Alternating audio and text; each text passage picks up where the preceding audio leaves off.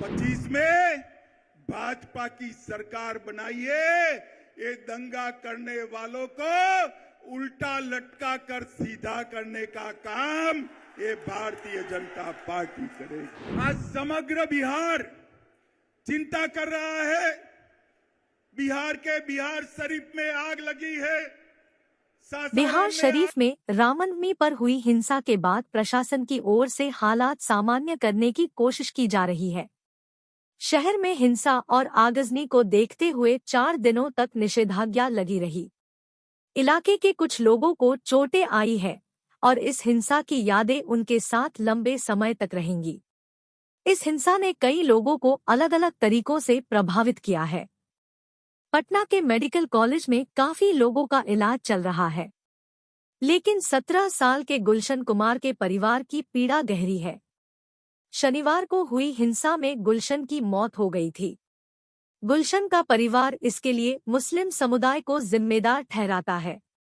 गुलशन के भाई विकास कुमार के शब्दों में गोली मस्जिद से चली, जिसके बाद गुलशन ये कहते हुए गिर गया कि भैया हमको बचा लो।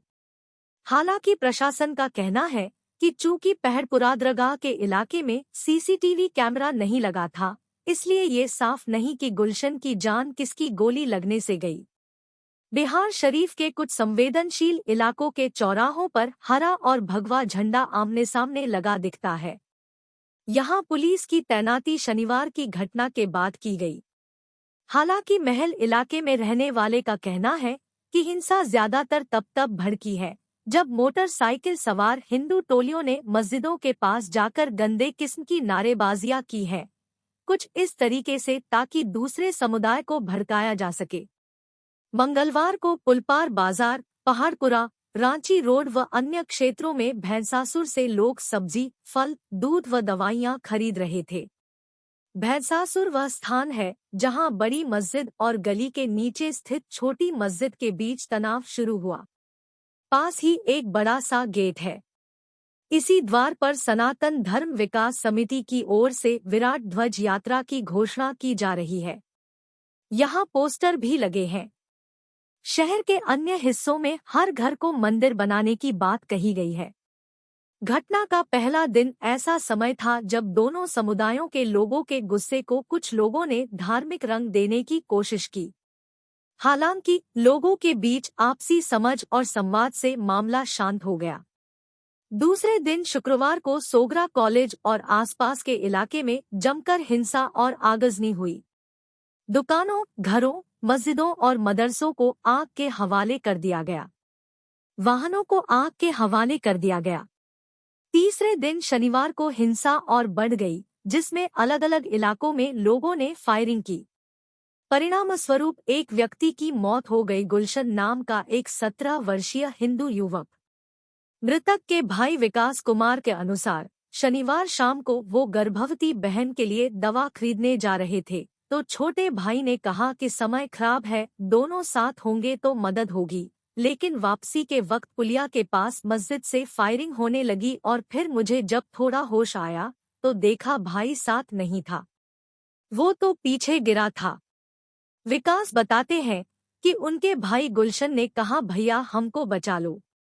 विकास कुमार कहते हैं गुलशन ज्यादातर घर में ही रहता था, वो इतना अधिक घर पर रहता था कि हम लोग उनसे नाराज हो जाते थे।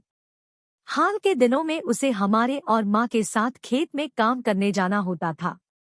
इस वजह से इंटर में उसका नंबर भी कुछ कम आया था। पिता रविंद्र प्रसाद राजमिस्त्री हैं और निर्माण उद्योग में काम करते हैं। उन्होंने अपने बेटे की मौत के लिए मुस्लिम समुदाय को जिम्मेदार ठहराया है। पोस्टमार्टम के बाद उन्हें पटना में गुलशन के शव का अंतिम संस्कार करना था। उनका कहना है कि ऐसा करना उनके लिए आसान नहीं था। कुमार परिवार एक निचली जाति से है और वे भाड़े के मजदूरों के साथ छोटे पैमाने पर खेती करते हैं।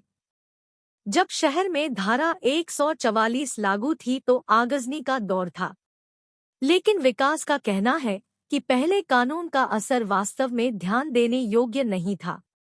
जिलाधिकारी शशांक शुभांकर का कहना है कि प्रशासन को इस बात की जानकारी नहीं थी कि हिंसा इतने लंबे समय तक जारी रहेगी। भीड़ इस बार ज्यादा गुस्से में थी। पिछले साल बिहार में नीतीश कुमार और बीजेपी की संयुक्त सरकार थी, लेकिन फिर नीतीश कुमार ने भाजपा से नाता तोड़ लिया और राजद से हाथ मिला लिया। वर्तमान में बिहार में विभिन्न राजनीतिक दलों की सरकार है। नीतीश कुमार और भाजपा एक दूसरे से अधिक नाराज हो रहे हैं और अमित शाह ने कहा है कि नीतीश कुमार का अब भाजपा में स्वागत नहीं है। गृह मंत्री इन दिनों बिहार का खूब दौरा कर रहे हैं।